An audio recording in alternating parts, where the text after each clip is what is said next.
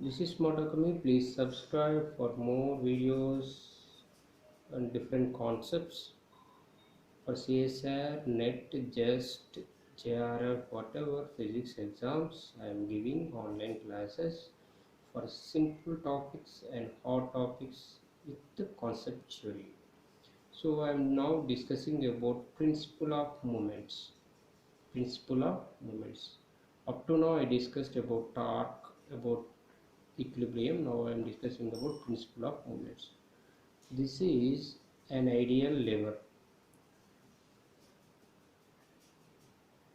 that is pivoted at a point along its length. This is an ideal lever pivoted at a point at O. The point is called fulcrum. The point is called fulcrum. The point is called fulcrum. Okay. See this point A. From the fulcrum, the distance of point A is d1. From the fulcrum, the distance of point B is d2. Here the F1 force acting, here F2 force acting. So R is one more force acting upward side. Two forces F1 and F2 parallel to each other. Yes, these two are parallel each other and perpendicular to rod. Perpendicular to rod. This is the length of the rod. These two forces are perpendicular and parallel. F1 acts d1 F1 acts at d1 distance from the fulcrum. F1 acts d1 distance from the fulcrum. F2 acts d2 distance from the fulcrum.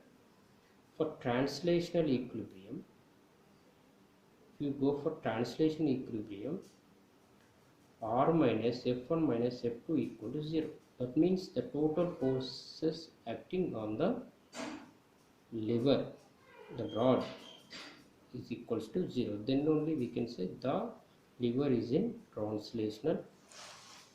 See, for translational equilibrium, R minus F1 minus F2 equal to 0.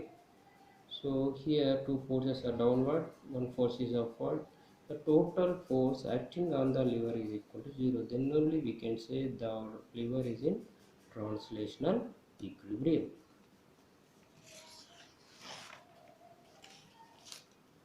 See here, in the case F1, it is usually some weight to be lifted. Here, see what is happening here, F1, some weight. The force F1,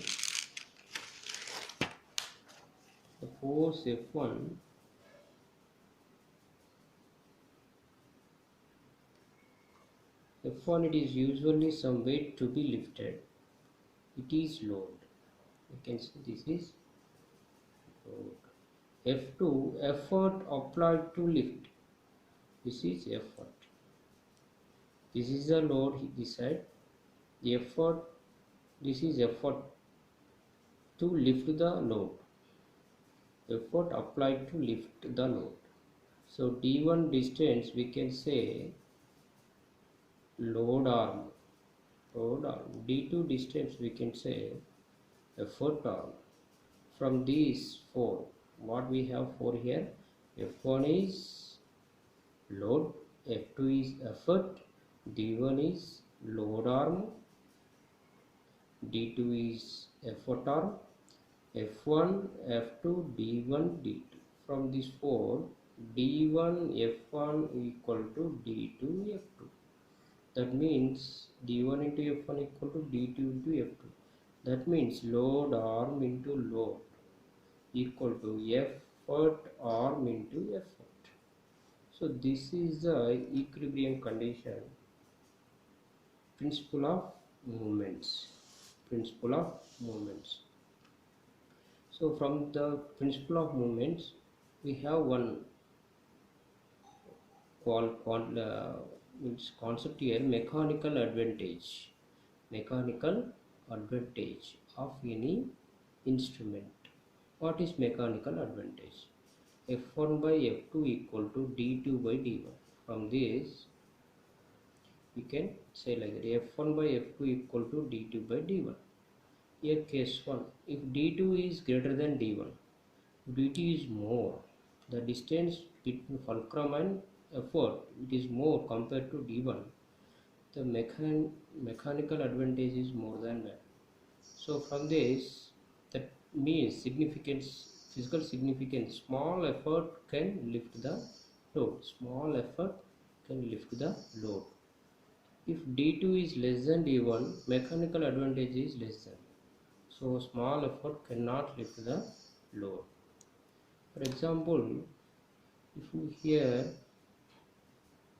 keep, this is a fulcrum center point. If we apply any load, small effort, d2 is, this is d1 distance, this is d1 distance, this is d2 distance. So if you apply small force, if it is load, we can lift the small effort only, we can lift the load. This is mechanical advantage is more when d2 is more, d1 is less. This is here mechanical advantage is more than, that means small effort can lift the load. This principle is principle of moments. This is mechanical advantage concept, that is equal to F1 by F2 equal d2 by d1. From the depends on mechanical advantage, many instruments are working.